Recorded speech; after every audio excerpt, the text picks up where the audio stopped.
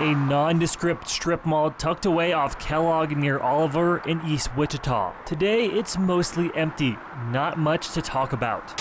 She didn't come home. Victims were also shot execution style. They came up with this sketch of the suspect. Businesses also want security guards carrying guns. But rewind the clock 30 years, and it's the scene of a night some Wichitans will never forget.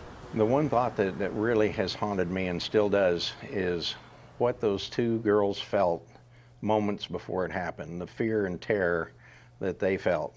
And there's nothing I can do.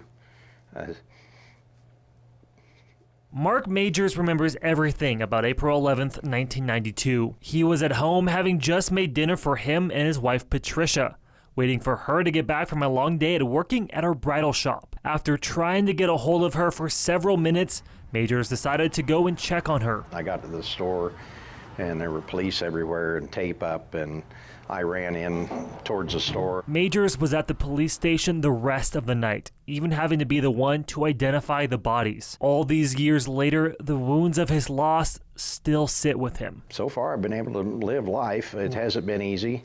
Waking up every morning and rolling over and not having the person that you loved more than anybody on the face of the earth, and she's not there every morning. But as time has marched on, Major says the pain has faded, replaced with the good memories of Patricia. She was just one of those people that had the personality that people enjoyed to be around, and I certainly did, and I felt very blessed that God chose me to spend 12 years with her. Patricia Majors and her co-worker Patricia Smith were two of the I-70 serial killer's 6 victims in 5 different cities across 3 states. Back in October, the Wichita Police Department participated in a meeting in St. Charles, Missouri, with agencies from every city and state involved to go over any potential new facts or look at new technology to crack the cold case. WPD says they've not had any new information come out of that meeting from last year, but another department about 600 miles away from Wichita is seeing some movement. It's disappointing that it's taken this long to bring any type of closure to these families, and that's what we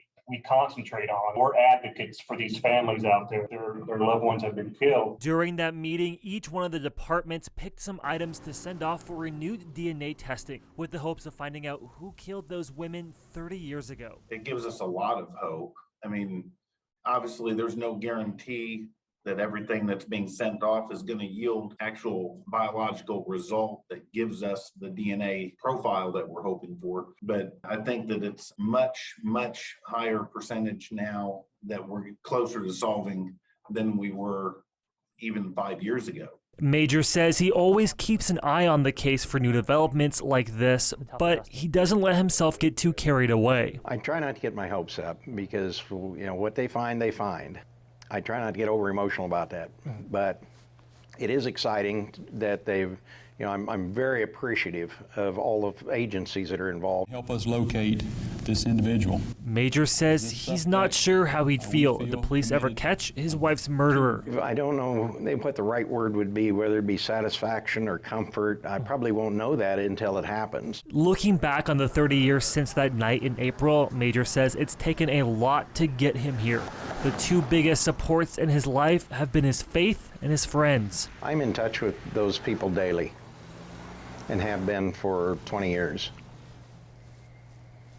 And I keep them, I cherish every one of them. More than they'll ever know, because they've saved my life. We asked Mark Majors why he's telling his story once again now, and he says it's because he's hoping it will spark a memory in someone who saw something that might help police finally solve his wife's murder. Jackson Overstreet, Cake News on your side.